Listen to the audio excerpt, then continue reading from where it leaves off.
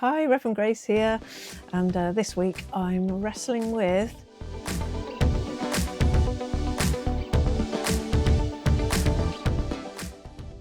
who or what is God. Previous to this there is the Where is God video, so maybe you want to jump and watch that one first if you haven't already. I've got hair up my nose. So in all the generations of the last thousands of years, and it seems funny to think that we've only been here for like 300,000 years, of the planet being around for 4.54 billion years. But anyway, after all this time that we know of our human history, that God is still just like the greatest mystery. And when I was a kid, when I was a really little kid, like when I was like 5 or 6, and there was this lady called Teresa, and she was my grand's friend, and she had ponies, and she taught me to ride. She used to take me around on this funny little pony with her horse. And when we'd come down into my old village, I'd point at the church and I'd say, I know that's where God and Mrs. Shaddock live. And Mrs. Shaddock, she was the lady that cleaned the church and people's houses, and she had a whacking great key. Of course, to me as a little kid, it just would have looked annoying. I think it was pretty big. And she'd have a big handbag and the key would go in the handbag. Yeah. But then as I got a bit older and I started doing what they called divinity classes, basically religious studies, and also learning about, I don't know where, maybe it was in English or history or what, I'm not sure what I would have been, learning about Norse gods, and there were Roman gods, and especially like the Greek gods. I went to Crete a lot when I was a kid, so I suppose I had a bit of an awareness of some of that sort of a thing from there. But then my concept started growing into, well, if there were these other gods, and like all of them were called gods, Zeus, Osiris, Thor, the whole lot, they were all called gods. And then my parents had friends that were, they were Hindus. So I knew all about Shiva and Krishna and, all of that sort of thing. I mean, Krishna's blue, for God's sake. That always really wow. The pictures and everything, it just all looked so gorgeous. I loved all of that when I was little. I've got some things here. Here we go. I mean, Krishna was blue, but look how beautiful. And they used to have all these sort of pictures, and I have them at home now. I have Ganesh, and yeah, they're just beautiful. So I used to have these thoughts about the gods and also the angels. And I already started thinking about the fact that if these people way back when, they were all just like prehistoric cavemen, really, didn't probably have shoes, and they wear a bit of like animal fur, all a bit of a sort of a Flintstones thing. And because this is the sort of stuff that I was raised on at that time in the 70s and the 80s. So to me, I was thinking, well, yeah, obviously there must be God, and then, which of course was man on the cloud, and then these other ones, well, we must call them gods. And I decided that all that meant was, I didn't know what an alien, well, I think I knew what an alien was or anything, but I just thought, well, they must be beings that come from somewhere else, not from Earth, like they come from outer space, so ETs.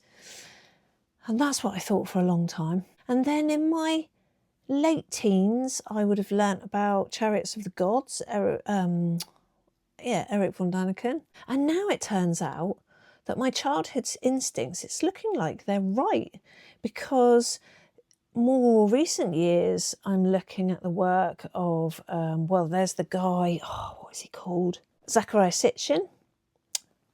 Do I know what his book was called? I don't know what his book was called, but anyway, he was translating the Sumerian texts, and so I think Sumeria was Iraq, or I think so. And he had it that humankind was created by the Sumerians, we were modified, and then we were used as slaves to mine gold for them. But that doesn't stand up with other people in more recent years that have been translating and working on those texts. Yeah, they say that that doesn't stand up, but there was definitely the genetic motive of all the things. It wasn't the gold mining, it was the fact that our chromosomes have been altered. Anyway, we'll come back to that. That's quite a big thing. So, of course, what we have ended up with is the Bible. Unless you were born in another country. But Christianity, obviously, is all around the world now. And there's the Bible. And then with the rise of the Roman Catholic Church over the centuries and the power that they held and the money that was funneled into the Vatican, say, and you have this I mean, I've not been there, but I've seen videos of it, my word, the gold and the opulence and all of that. And combination of that, and I think when, because you think, oh God, you know, Jesus would rock up and he'd go, oh yes, fellas, you've done something wonderful with the place. I love your work. I don't think he would.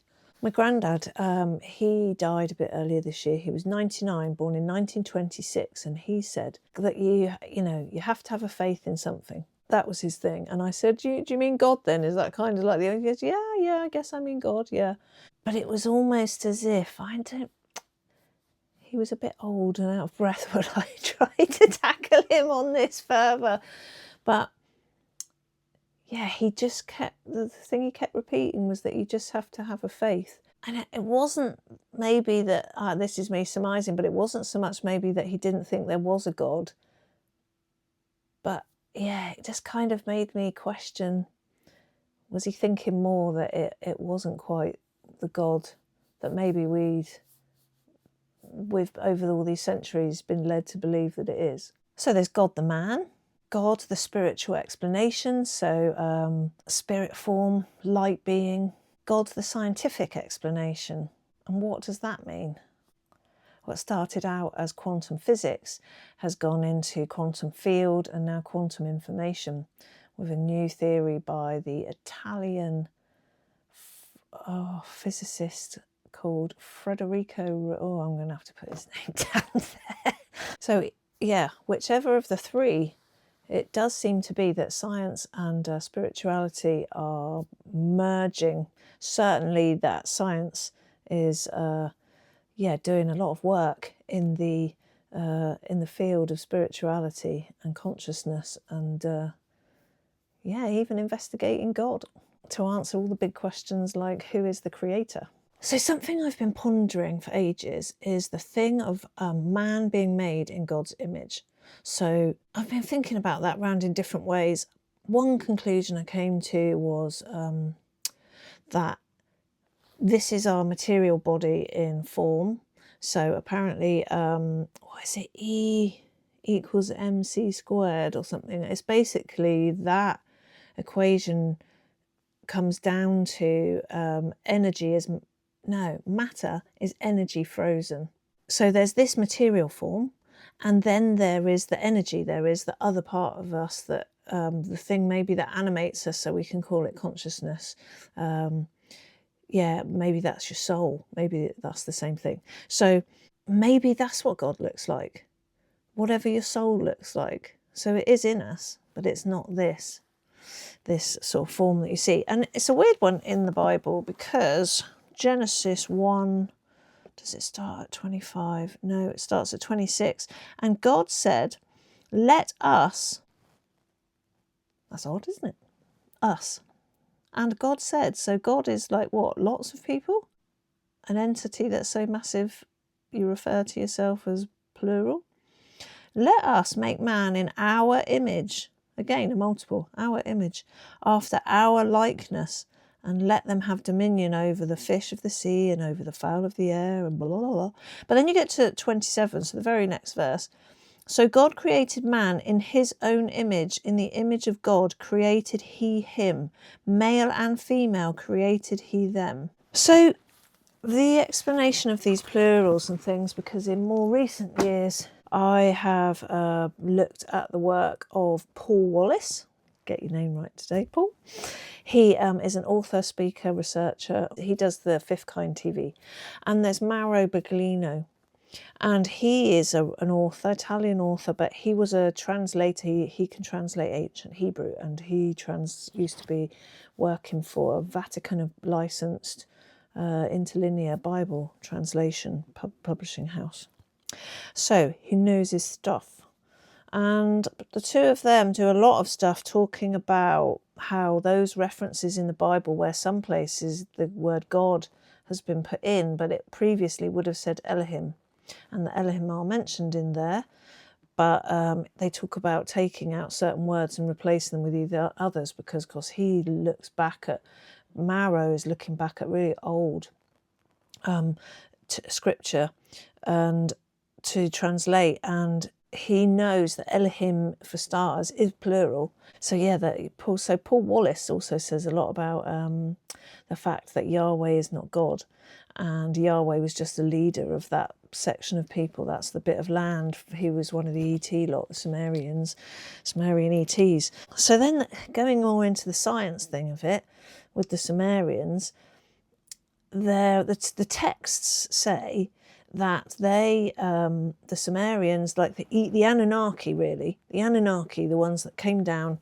to Earth from outer space, they were the ones that modified hominids, bipedal hominids, and transformed them into the people that we are today. Which I always thought, again, when I was younger, we did Egypt quite a young age, maybe in primary school, and I did used to think, God, they've got funny shaped heads, haven't they? I bet they're aliens. But not thinking like that was anything bizarre, just like that's what I literally rationalised it as. I don't know why I knew about aliens so much when I was a kid. Maybe it was watching Doctor Who. So yeah, you only have to look at those Egyptian hieroglyphs. And also now I've been watching archaeological programmes where there's great people and they're doing talks, and they've found like those really long skulls. And in British, in the Neolithic, is it Neolithic? Anyway, the Stone Age stuff. Was it no, it was Iron Age they were making these things. But anyway, when they were making bloody great things out of massive, great, honking, stonking great things of granite, and it was all aligned with sunrises and sunsets and all the rest of it, there's an obvious thing that long barrows were made by the people with the longer skulls, and then people, when they were starting to find that it was the shorter skull, the rounder skull people, barrows went round. So there you go. Now I should find the name of the lady that talks about that, because I can't remember for the life of me, as usual, what her name is. So yeah, and the scientists back this up, because they have found that in our chromosomes, and then our chromosomes, I think they're in your DNA, and in their chromosomes there's like on the ends is telomeres, which is these little things that stick off. And we have got 20, is it the 22nd chromosome, or we've got, anyway, they can tell, or we've got 22 more chromosomes. I can't even remember the thing, but the point is that the scientists can tell that we, by our chromosomes, that something, it's not an evolutionary thing. It happened at a certain time, at a certain point, by people messing around with it, not just magically or, by evolution process. Did not happen. So thinking about God then, what or who, and we've been thinking that Yahweh is God, and Yahweh is actually, for starters, just an Anunnaki, quite minor sort of, he wasn't the Elyon up at the top, he was down the bottom, he was just one of the other sort of leaders of an area and his people. So if they created us, then who's creating the Anunnaki? So there's another stage up already of who God might be if you think that God is the creator of all. So if we are modified bipedal hominids that have been genetically transformed by these Anunnaki, and let's just let that sink into our understanding for a minute. Could take a while. Then who made the Anunnaki? And if this is all correct, and thinking about being made in our image, then this must be what some aliens look like, which isn't hard to imagine when you think about the hieroglyphics and you have the long heads.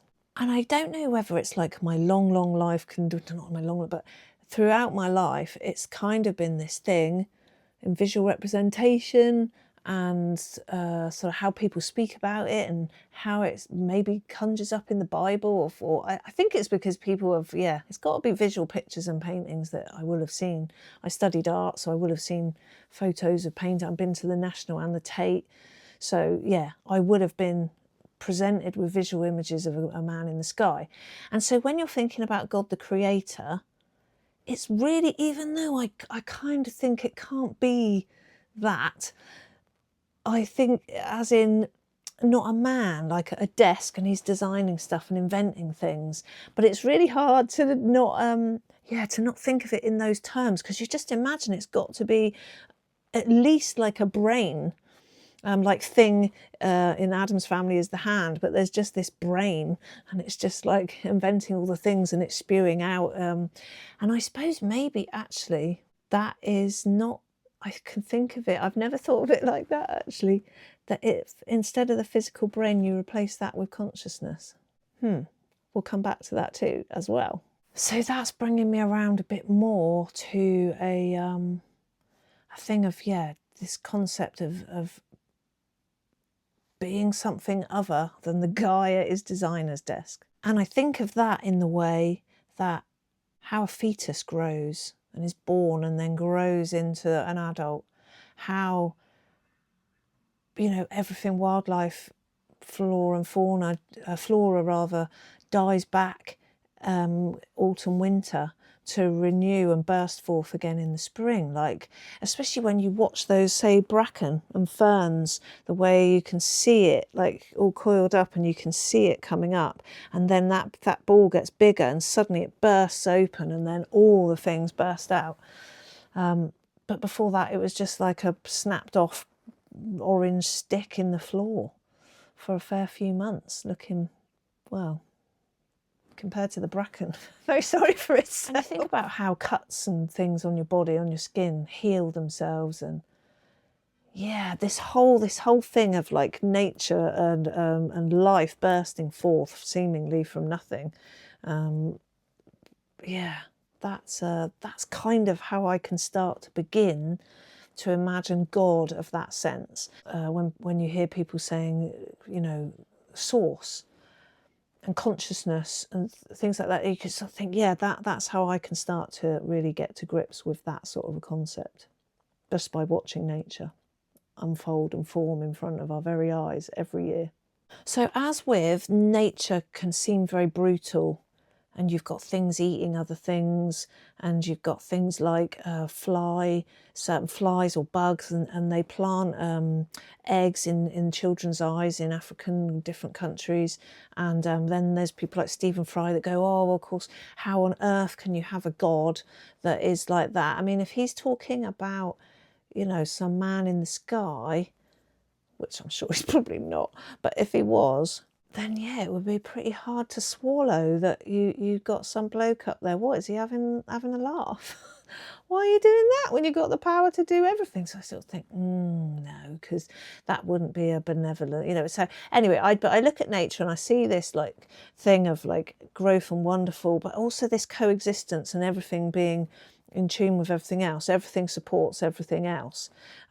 Tree falls down. Tree was a lovely big habitat for all kinds of things, and tree falls down, effectively dead, but isn't, but because it transforms into this other habitat, like new, and it's stuff that you can't even see, but there's like gazillions of life form on there. So in the same way, nature can seem really brutal, and then think, well, if there was a God and he was the creator and he was the designer of all of that, then who is this cruel God? And I don't want to be a part of that. And then if you bring in as well, like how, because God has replaced Elohim in the Bible, and Yahweh has been put in as a stamp, as a marker of the name of God, or people understand Yahweh to be God, and it's not. It's this like power mad, evil bloke, E.T. Anunnaki bloke. Then it's you can see why people are like, that's not really the God that I want to worship or have any time for. Understandably so, killing children, slaughtering this, burning down the village, all the rest of it, and worse, way worse. I was watching something a couple of days ago though, where I think it was Alex Ferrari from Next Level Soul podcast, and he was talking to that lovely bloke, John Davis.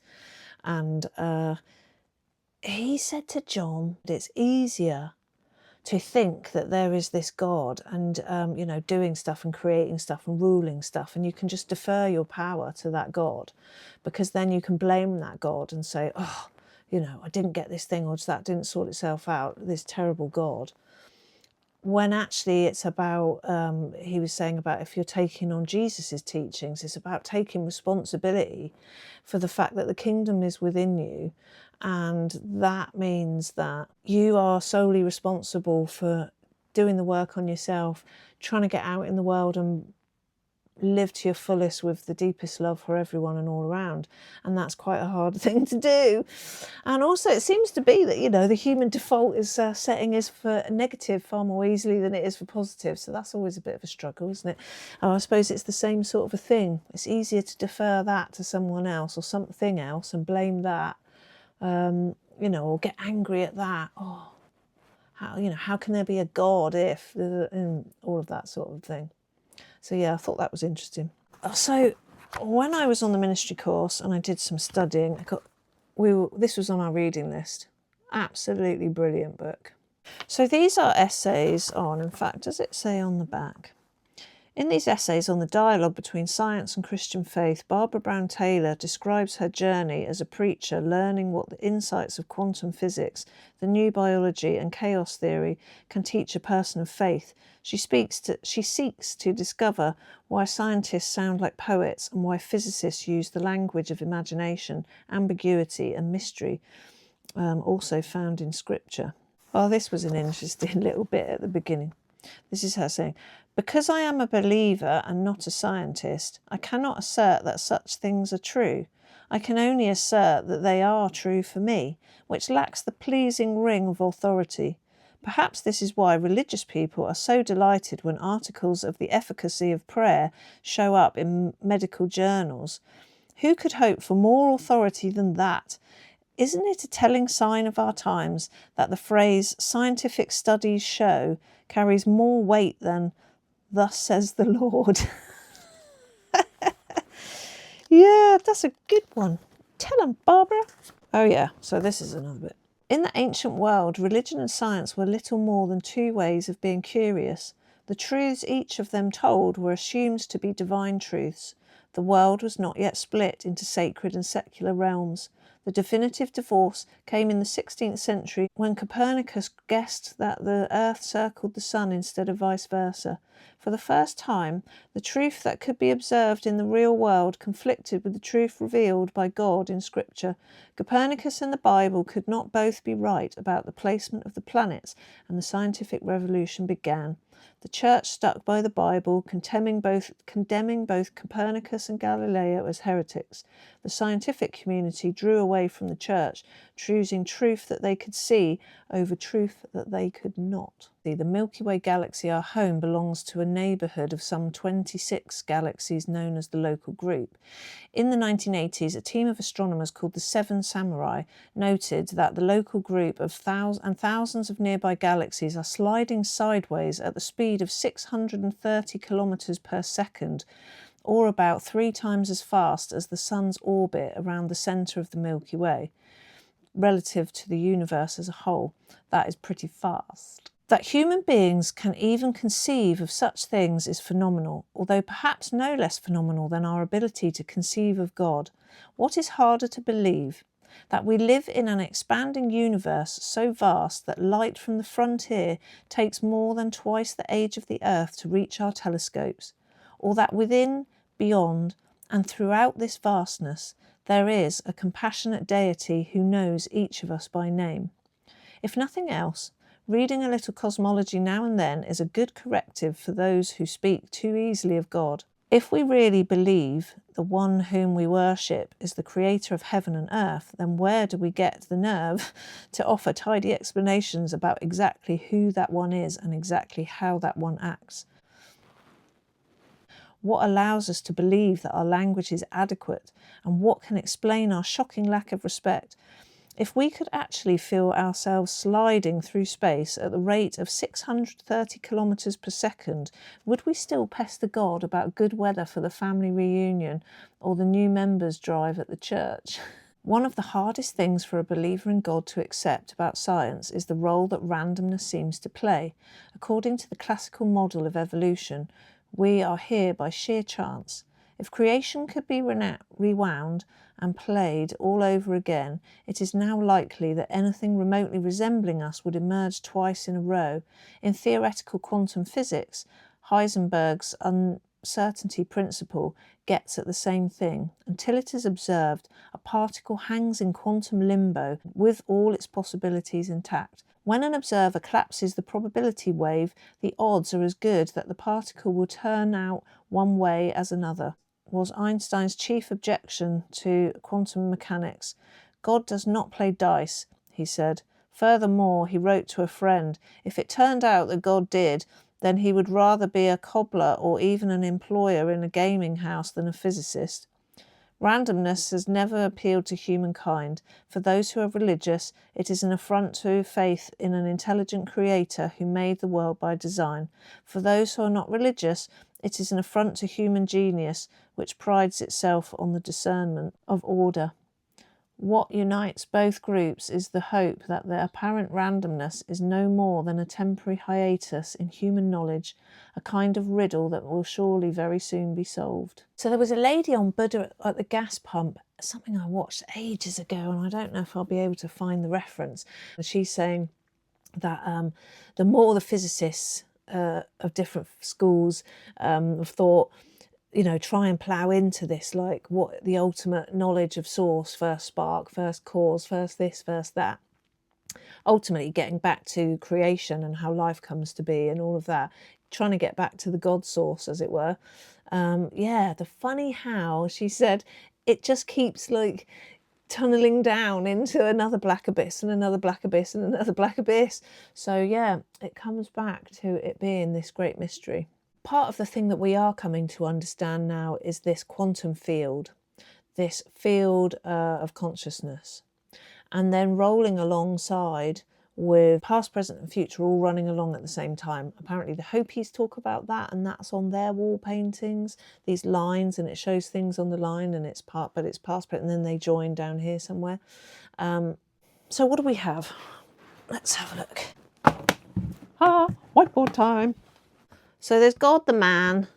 Are we talking some sort of ET God there? Because it seems to be, everything seems to be pointing, unless they're really creating some sort of a narrative, the powers that be, that sucking us all in like a good old fairy story. But then also it's like, can you seriously have all this universe and multiple universes and there's only us? Unlikely. But do we think that God is an ET? Well, not the ones in the Bible, we don't. But the Bible does talk. Oh, you can't even see that. I've gone too far. Right, let's bring it in. Man, E.T., Sky Council. Now, this is something that, Paul Wallace talks about, Amaro, Buglino. They talk about Sky Council. So is there, like the person who is at the top of that, is he God?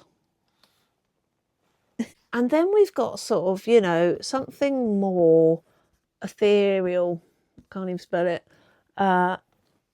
So are we talking some sort of light being? So we're starting to get into photons and energy. I think light being, as in maybe because it's hard not to imagine it again in this man shape, but also, yeah, like I said, is it, when we're thinking of the image, is actually, is the soul, does it come out as light? Because everything is made of light. It's all photon. So, yeah, could be a man form, kind of a thing, but it's light. It's at least like a soul form. Or is it more what now we think of as the sciencey term of the quantum field? So, quantum field explains it as in it's, no boundaries, no perimeter, sort of a big old area that's that kind of omnipresence, omnipotence that or omnipresence, I suppose. It's something that's all around, it's within everything. And that's when I think of consciousness as being some sort of brainwave, and as well as like animating life force. And that kind of explains how when people die, you know, like they say, oh, you know, I could see it was just the shell of the person. They weren't there anymore. And maybe that's what this is left the building, it's left the body.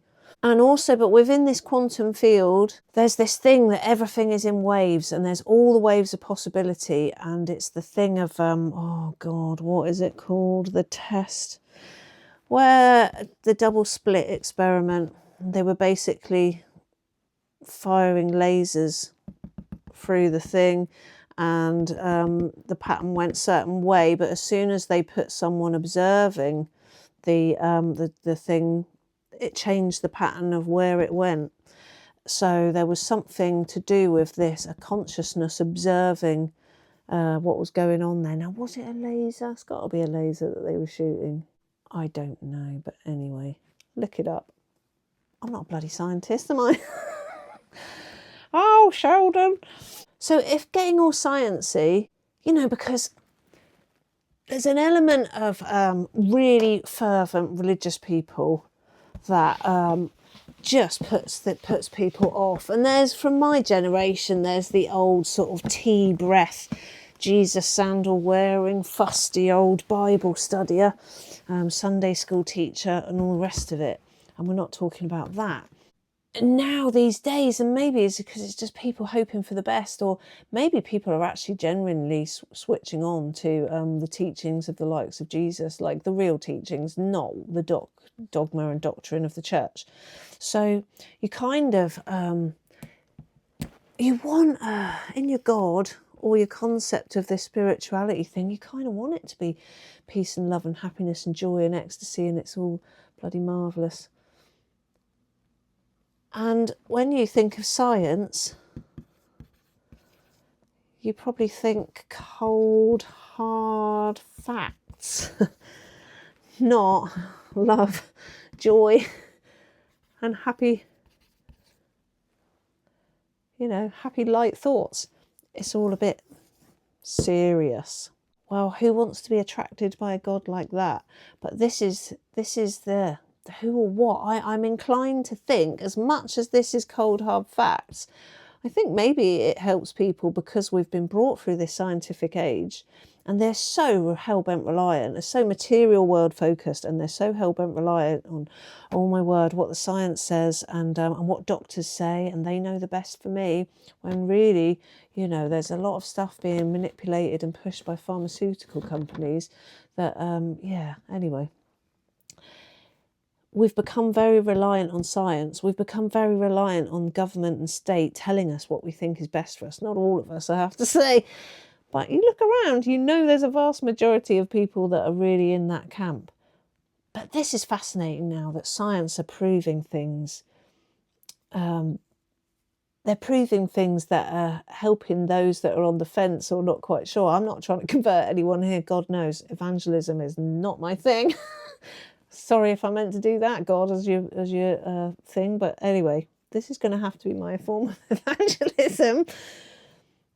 If it does help some people to think, well, science is kind of proved, but again, it's whether you're thinking of God the man or God the, I don't know, say energy of love. Basically, so it's creation, isn't it, what we're talking about here? It's how everything is created every day.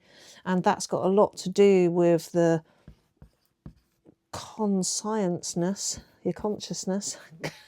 Consciousness, can't even, anyway, I'm just trying to be clever then, that's not very clever, is it? But you know what I mean. It's funny how conscienceness is very close to consciousness.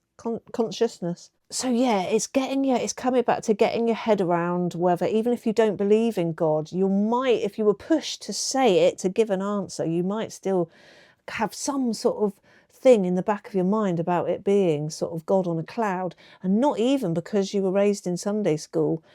because it's just kind of maybe easier to think in that way. I certainly find it easier to think in that way. But what science is doing now is really two things for me. Science is doing now. One, it's providing the explanation of this field of consciousness and how with collapsing waveforms and that every potential is out there. So years ago, I used to do a thing where I'd hold my hands up together. Let's put that down. I would hold my hands up together and I would just think that in there, it looks like there's nothing in there because I can see through it. And I'm not holding a ball or a physical thing, but in there, I would think about the potential of everything is in there. There's like something and nothing and everything all in there, all at the same time. God only knows why I thought that, but I did start having this sort of a thing, and I quite often do that, and then it would make me just, I wouldn't have to necessarily physically do that, but I would just think maybe it was well, yeah, it was in some harder times in my life, but I was trying to have this thing of like a mechanism or help that there was the potential, there was always the potential. I didn't quite get to the point where I realised I was manifesting my own things. And through, say, it's really hard when, say, you have depression or whatever, I can see it's really hard to get out and to be trying to manifest all amazing things until you, get yourself back on track a bit. But it does seem to be that this explains how that works out. The other thing for me is that it just comes back. Science are digging and digging and digging, and will they ever find? And I kind of hope that they don't. Because what's the point if you bloody know everything? You know, where's your challenge for exploration or understanding or even bothering to, or maybe humans would be like, oh yeah, you think you've proved that. But what if, I just don't think, imagine if you just really took that on board that, oh, we all know now. I wonder what would happen in the world, whether that would be amazing, because, no, it wouldn't be amazing because there'd still be some churches going, no, I'm the right one, you're the right, oh, crikey.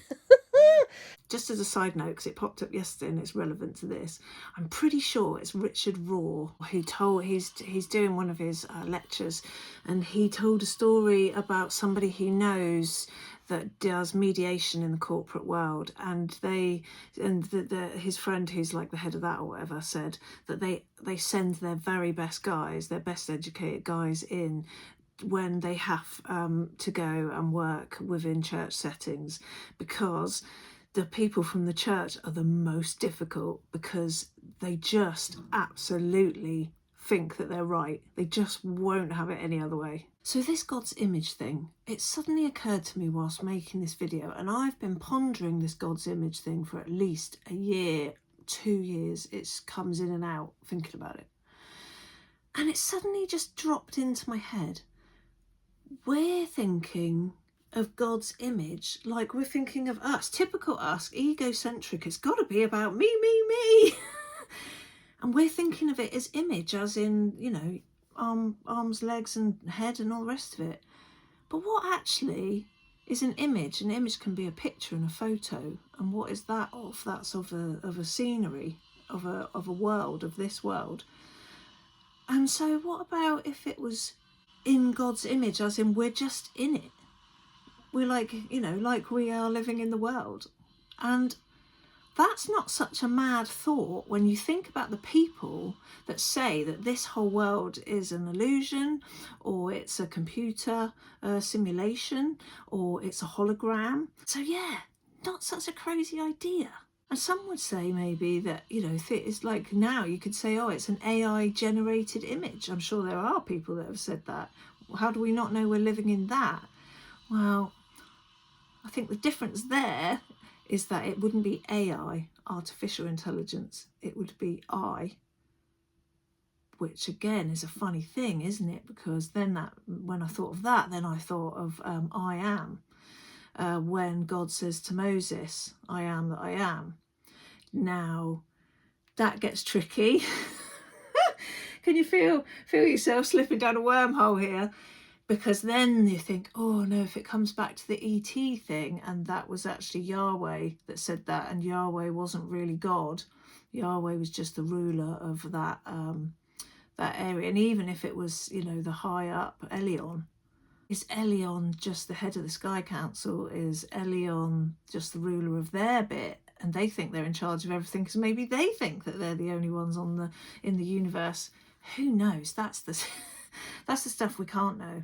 And of course, that starts to fall down when you consider the matter of us being created by off-planetary beings, the ETs that we've come to know has been called the Anunnaki. That's tricky when you think, you just always think that it's that lovely God, our Father, he made us.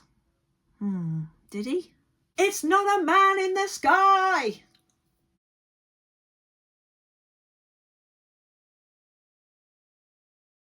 Then I think, God's plan, as people call it, it's always been called God's plan. Now, whether this is the man back at his design desk, I think we've already ruled that one out, or whether it's plan as in divine plan, as in we kind of just have to, let it all roll, which we do because we have no power over anything as much as we try and control nature.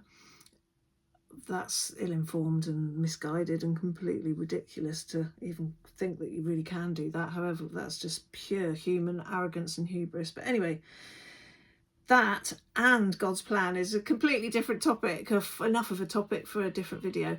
But if you're thinking of God as in the creator, as in going back to consciousness splitting itself, and everything has just rolled out since then. And within that, it's happened that we've been created by Anunnaki.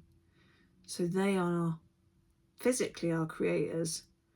But I keep having then this thing of going back to the apes, the hominids, and how much of a soul the consciousness that is, how much that was in them.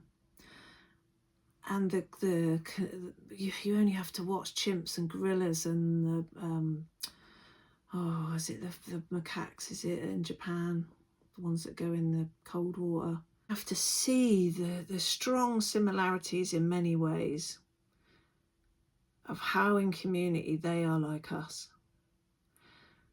And then you tinker around with that and you create beings that are like these ones who have been the forerunners of us, dare I say ancestors. Are we more ancestors with those hominids, or are we more ancestors with these Anunnaki? I'm more inclined to think we're of this planet, and maybe again, conditioning. It's easy to think of the evolutionary story, but we've definitely come to a point from there, and then there was this big adjustment. And then others say that the offshoots of the gone wrong experiments are, your Yetis and your Bigfoots and all of that, and the giants, although that's in scripture and is the Nephilim. Oh yeah, this is just vast. So, all this said, not that it really makes any difference to your world, I'm sure.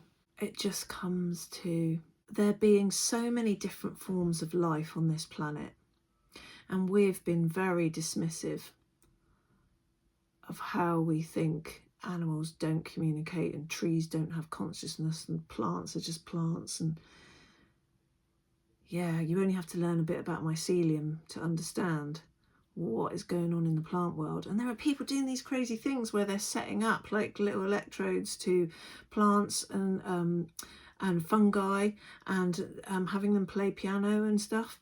And yeah, I mean, it's just all opening up right now.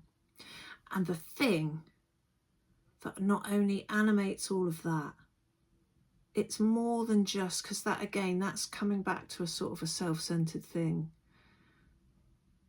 And that's when you start realizing it's so much bigger than that. It's more than you can comprehend, because it's doing everything. It's within us, without us. It's animating things. It's the intelligence that is creating more, helping us to create. It's, yeah, literally omni. That's why God will always be the mystery, and that's why God is this like omnipresent, omnipotent, all the omnis. Because ultimately I just think maybe it's bigger than we can ever comprehend, in the where sense, in the how sense, the what, the who, the everything. Now, whether there is a God, coming back to the light and dark thing that I really talked about in the Where's God video, there could be another one that is literally the Grand Master of Ascended Masters, the head of the Sky Council. Or maybe the Sky Council is literally just like the Yahwehs and the Elions and all of that. And that's some sort of like a little council, and there are other councils, and then you're going up right into your heavenly realms. Instead of in the celestial realms, you're up in your heavenly realms, again going back to the Where is God video. And maybe if there is this light dark force thing going on, then yeah, maybe there is, albeit looking like morph but made of light. Maybe there is somebody that we could call God and think of as God, if it helps us to make sense of it all. I like the great mystery of it all. Through this exploration, I find out so much other stuff, and it's fascinating. It's fascinating. It's so relative because I'm a human being and I'm living on this planet. I can understand it's not everybody's cup of tea to look into these sorts of things, but for me, yeah, it still comes back to that, the unknowing and the not knowing, but still seeking, still learning, still questioning, still wondering. It's the wondering. I don't rack myself with it. I just wonder stuff. And yes, enough is enough. Do with that what you will. Peace be with you. Thank you ever so much for watching. I hope you enjoyed this video, and perhaps you would just very quickly press that thumbs up button. God, there's hair everywhere today. And if you think you'd like to watch more of these videos, make sure that YouTube recommends you by hitting the subscribe button below and tapping the bell. That's going to send you notifications. And if you think there are others that would benefit from this kind of content, do please hit the share arrow. Boop.